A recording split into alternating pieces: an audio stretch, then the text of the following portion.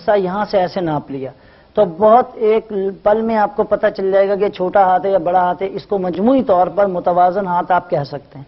یہ تو ہو گیا چھوٹا ہاتھ اور بڑا ہاتھ. اب مختصراً آپ کو ایک ایک سینٹنس میں بتاؤں کہ چھوٹے ہاتھ اور بڑے ہاتھ کی ڈیفینیشن بنتی کیا ہے دنیا میں. اس دنیا میں ترقی بڑے ہاتھوں نے کی ہے، لیکن ان ترقیوں کو، ان کامیابیوں کو پریکٹیکلی جو ہے جامہ پہنایا ہے چھوٹے ہاتھوں نے. چھوٹے ہاتھ پریکٹیکلی بہترین پلیئر، بہترین پرفارمر کے ہاتھ ہیں.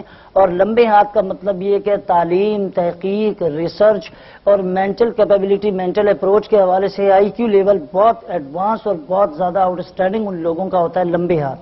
مختصراً سی آپ کو ایک بات بتا دی.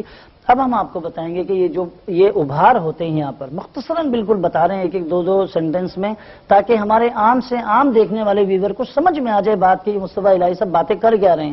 یہ دیکھیں آپ ناظرین، کسی بھی ہاتھ کو لے لیتے ہیں، یہ ابھار پائے جاتے ہیں پہلی اور دوسری انگلی کے درمیان، یہ والا ایک، اور یہ دوسرا ابھار، یہ تیسرا ابھار، یہ چوتھا ابھار، انگوٹھے کی جڑ میں یہ پانچواں ابھار، اور یہ ہتھیلی کی اس والے جڑ کے حصے میں چھٹا ابھار.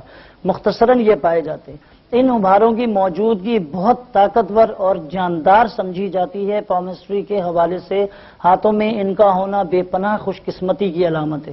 لیکن ہم اس کو مزید آسانی سے فردر اسٹڈیز کرتے ہیں کہ کس انگلی کے درمیان میں وہ علامت موجود ہے، یا انگوٹھے کے قریب ہے، یا انگلی ہتھیلی کی جڑ میں موجود ہے، یا کس جگہ کس ایریا میں موجود ہے.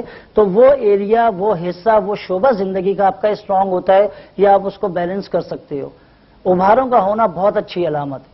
آخری بات آپ کو بتاتے رہیں کہ انگلیوں کی بناوٹ پر انشاءاللہ آپ سے اگلے پروگرامات میں بہت تفصیل سے ہم گفتگو کریں گے باریک بینی سے. اکارڈنگ ٹو ڈیفینیشن آف پالمسٹری، انگلیاں دنیا میں ایک اور دو قسم کی پائی جاتی ہیں، لمبی اور اسمال انگلیاں، فنگرز، اکارڈنگ ٹو پالمسٹری.